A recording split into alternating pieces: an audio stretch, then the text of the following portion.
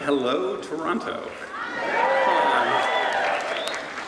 So, I'm in first grade, and she's chasing me. And I kind of want her to catch me, and I kind of don't. And she does. And she gets me right here on my elbow, and it's my first kiss. And you know, you don't forget your first kiss. Well, you, believe it or not, are our first audience.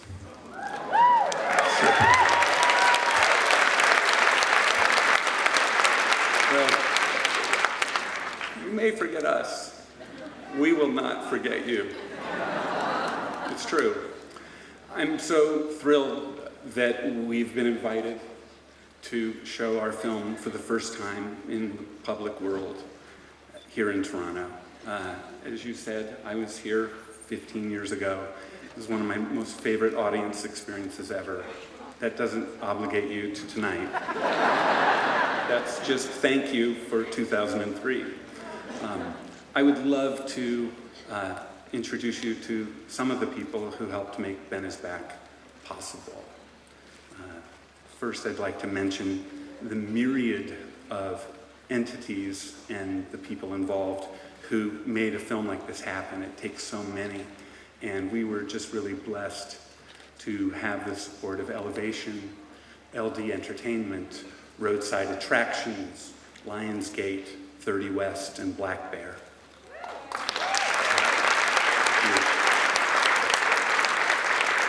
There are three people sitting in the audience that I want to take a moment and acknowledge. This is where I try not to cry. First, I would like to thank my amazing assistant and associate producer of Ben is Back, Bevan Thomas. Bevan, where are you? Stand up, Bevan, please. There she is. Sitting next to her, our executive producer, who is one of the first people to come aboard on the film, and we just couldn't have made it without you. Jane Evans. Jane, if you could stand.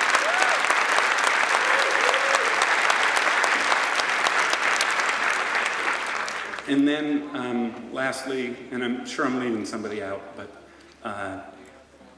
one of the best parts of making a film is once you've shot it, you get to edit it. And if you're lucky, like I've been lucky, you get to work with someone like Ian Bloom, and he's here tonight, and I'd love Ian to stand. Thank you.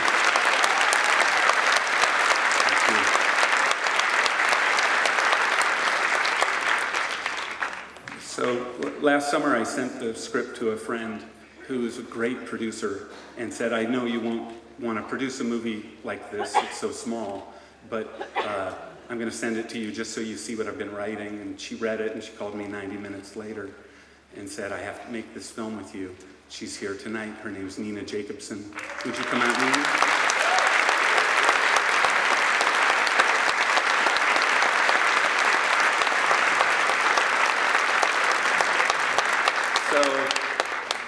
We sent it over to Teddy Schwartzman, Black Bear. Teddy, please come out. We couldn't have made the movie without Teddy.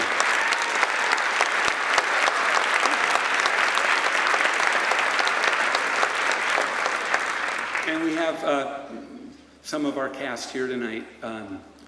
As his father,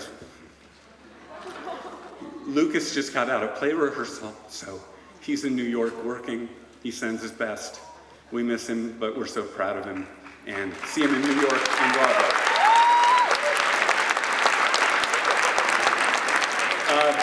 But I am going to introduce several of our actors. The first is an actor who you don't know yet, but you're going to know a lot in the future. He plays Spider in the film. He gave, according to my casting director, one of the greatest auditions he's ever seen in his life. His name's David Zaldivar, and we're so thrilled he's in our film. Come out, David.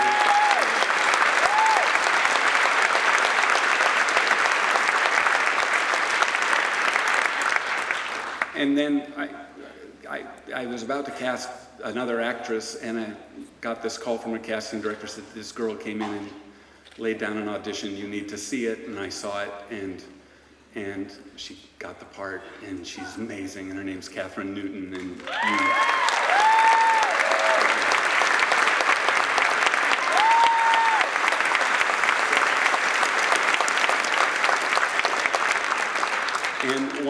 finest actors in the world. I'll just leave it at that. Mr. Courtney B. Vance.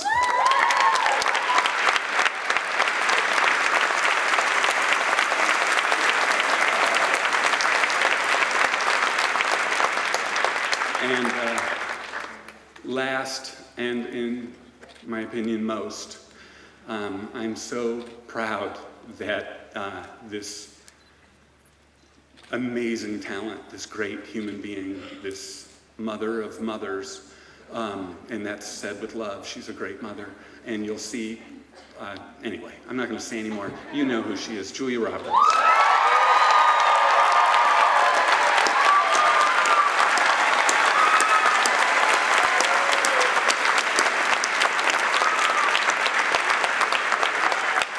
Sorry, but that was, yes, that's a good thing to be the mother of mothers. Okay, Ben is back. We'll see you afterwards. We're going to do a Q&A afterwards if you want to stick around. And thank you. Okay. Bye-bye.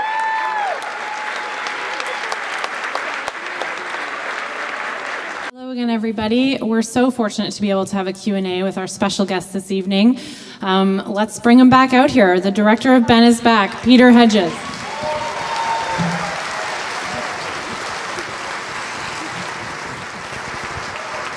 Thank you. I'm going to bring out the cast. David Zaldivar.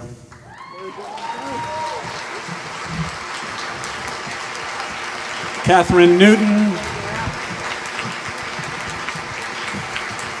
Mr. Courtney B. Vance.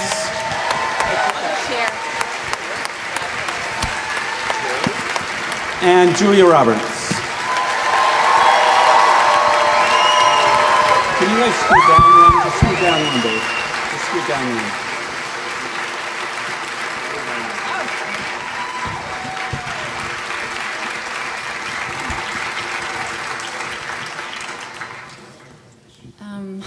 Hi, guys. So I think I mentioned before that for me, when I saw the film, what struck me most was that this really is a film about, in my mind, family and people and their love for each other. I'm wondering if you could talk a little bit about that, Peter, and your decision to kind of make the story about that and not so much about the opioid crisis, despite, that being an element of the film. For whatever reason, since I began writing, I've loved to write about family. From Gilbert Grape on, I've just been writing about family. Even if it's not family, it always becomes about family. It's the one thing we all have in common. We have families, and sometimes we've had to make new families, and sometimes we hate the family that we come from. Sometimes we love them. Sometimes we feel both. And I think I just wanted to make something urgent and necessary, and someone I loved died. My most favorite actor in the world died. My niece, who has blue hair, who's in the film, almost died. And we're just living in such a divisive and frustrating moment in time. And I thought, well, what if I quit everything that I'm working on and I just put everything into something that needs to be really special and maybe helps be a part of a bigger conversation. So that's what I tried to do.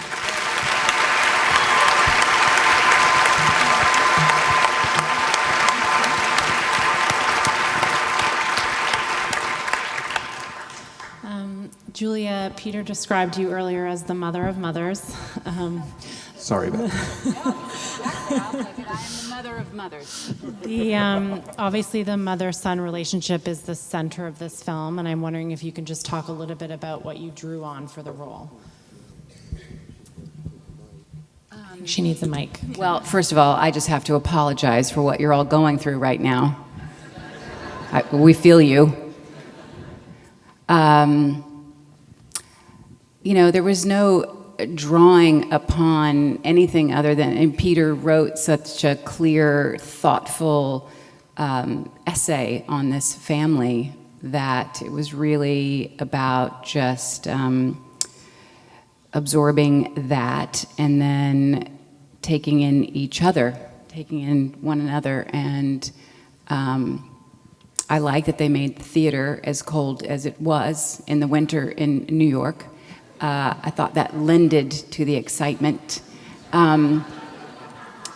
It was really something that, for me, ultimately, just looking into Lucas's pained eyes was all I needed to do to transport myself in the exact spot I needed to be in. So I was very lucky that way. You mentioned Lucas, who unfortunately couldn't be with us tonight, but he's your son and you directed him in this amazing film, and I'm wondering if you could talk a little bit about what that experience was like for you and how you two worked together. Well, first of all, I wrote the script never believing he would be in it, because he'd been pretty clear he'd never wanted to be directed by me again. After the thrill of working on Dan in real life and having to do his one line about 12 times, and about the third time he said, "Do I have to do it again?" I said, "Yes, you do. That's what actors do." And anyway, I think it almost ended everything for him. But what happened was when Julia responded and I spent time with her, she was very clear that she would love him to do the film. And he was supposed to be doing a play at the time and would not have been even available, but that play went away and he suddenly was available. And thank you, Julia, for reaching out and finding a way to suggest that he do that. And I think the thought of working with her and then also knowing that once he read the script, I think he felt that we had to really talk about it and think about it, because it's a very odd thing and a potentially horrible thing for a son to have to work with his father. It just is. But it was an amazing experience. I'm sure it was odd for everyone, but I think it was just we just wanted to tell the story, and everybody here, and Lucas included, just did everything they could. They brought their A game all the time to try to make this feel real. I'm going to step in, Peter, because I have. That's the voice of God. Yes. I'm going to step in, Julia, because I had no idea that was your son. We were talking. Peter and I did the press today. Together, and there was about, I think it happened, we went to dinner or something, and that's when I found out. Yeah, a few days in shooting. You were in the shooting at dinner. And I don't know how I missed that, but it's kind of an important thing. But I was, once I found out, I was literally, and still am, in awe of how, and we talked about it today, that little gap of where you call your father by his first name and not Dad, and that how you all made that leap for us so that we could feel comfortable as a crew, cast group. And I will always be indebted to you for setting up the world for us to be able to do that. That was, as I told you afterwards, that was life-changing. And I know you say, I felt that I failed, my son or us sometimes. You gave us the world, and I thank you for that.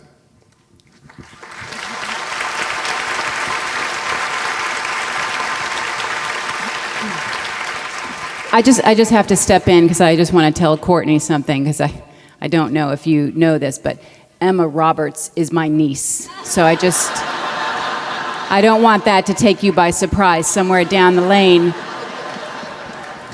Okay. Just so you know, just put that in your pocket. Gotcha. Okay, sorry, back to you. That's okay. David, your character has such a pivotal role in the film, and I'm wondering if you could talk a little bit about what you did to kind of research and prepare for playing that role of an addict and also somebody very close to the family but not in it. So I'm not a superstar, so it's kind of hard for me to get into those places and talk to certain people because, you know, you're like, who's that guy? You know, are you doing a movie? You know?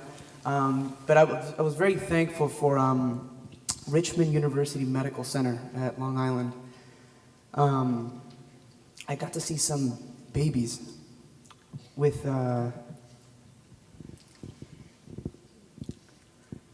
neonatal abstinence syndrome. And I was fortunate to see them and touch them. And they were stiff. Their legs were stiff. Some of them were shivering. They can't scratch themselves when they were going through withdrawal, so they rubbed their feet together. I spoke to one of the moms that were there, that was tough. I'm glad that she spoke to me. But I think that's what made it, for some reason, click for me. I don't know. It's just, I don't know. They have no say in that, so, yeah. There's a real sense in the family in this film of a really lived-in quality, and I'm wondering if the three of you from the family, Courtney, Catherine, and Julia, could speak a little bit about what it was like to work with each other and how you helped to create that atmosphere. Well, Miss Roberts over here, she had us all over to her house, all of us, and we just sat in her living room with her dogs and we went through the script. And even when it came to that singing part where I had to sing, she was like, okay, go ahead. And I had to do it right there in her living room. And she's like, okay, you'll never have to go through that again. So I wasn't nervous on the day. And it kind of just set the tone. And while we were filming, the story is so heavy. But we always tried to have fun. I mean, we had dinner in the lobby and had hamburgers and just kept it light. And I think that really carried us through.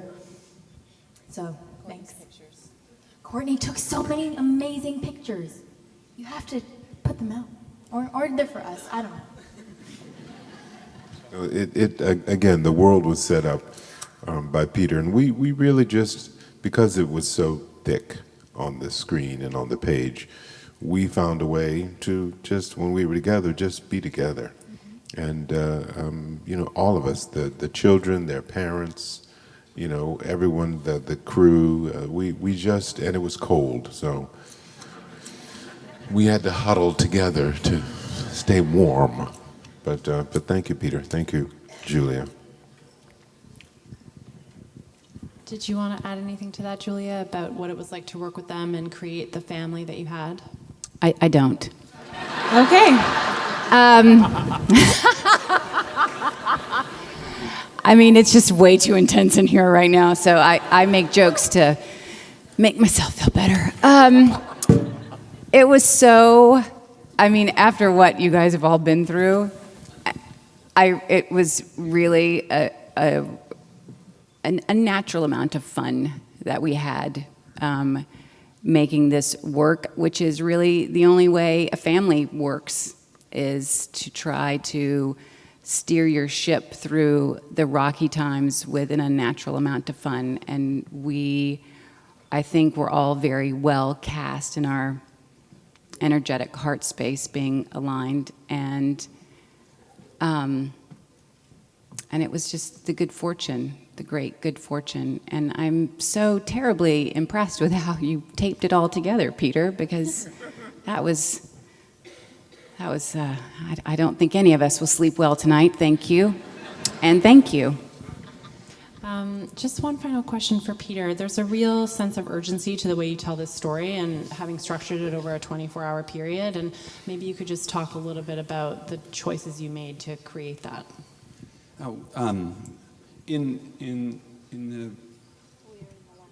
My mother, I want to talk about her. Peter cries a lot. It's not just right now. Everybody relax. Every day. It happened every day. Yeah. It's okay. This is okay. We're going to get through this. And if I don't cry, it's people Panic. become disappointed. Run It's for like, the "Stop exit crying." if he doesn't Where's cry. the ukulele? Not Is there crying. one? But my mother, when I left my house when I was 7, and I didn't really know her as a sober person until I was 15. And when I got to know her, She was remarkable. She was amazing. She saved so many lives. She used to take me to these meetings, these AA meetings, and I went to a bunch with her, hundreds, in fact, over 22 years. And in that world, it's a day at a time. And when I knew I wanted to write about a mother like my mother, who would go anywhere and do anything for her child, and when I knew I wanted to write about the people in my life I know who've, even if it's not drugs, if it's crime or depression or any myriad of hardships, where they feel lost and they don't feel that they have value. Like Ben says, I'm not worth it. All the people I know who feel like they're not worth it. To watch a young person in this story try so hard to turn it around, to say, I'm going to do it, and that belief. But then it was this. So it was this one day at a time, but then I kept reading in my research, because I wrote this very quickly, but I researched it and thought about it for a number of years. I kept reading obituary after obituary after obituary. And what I kept hearing in these stories repeatedly were people saying, he was doing so good. She was 6 months, she was 8 months, she was 2 months, she was 3 years. He went 12 years, and then something happened. Something triggered, something tripped. And they just didn't get through that day. And, there are a lot of movies coming and a lot of literature and a lot of the discourse is about how we help each other and how we move in the world and how do we not throw away people? How do we keep trying to save them, even though, as Beth says, we can't save them, but you'll hate yourself if you don't try. So I thought about my mom, I thought about all the people she helped, but I kept coming back to that day at a time. And I thought, this is too big. It's too big for one movie to handle. It's too big for me to handle. But I think I can do one family. I think I can put them through one day. And I just wanted it to be as true and as real and as authentic and as impactful as it could be. And I had the very good fortune that Julia said yes, and that she convinced Lucas to do it, and Courtney said yes easily, and David came, and Catherine came, and everybody came, and the people that are here that worked on the film. And it's just one of those rare instances where it happened because it's bigger, not it, but the story and this project's just bigger than any of us, and we just came in service. So I thought I could do one family, one day. I couldn't do 2 families, 10 years, or that is too much. But I thought if we could do this exquisitely, and there might be some use for it. Hopefully that will be proven to be true. Thank you all so much. Thank you, guys.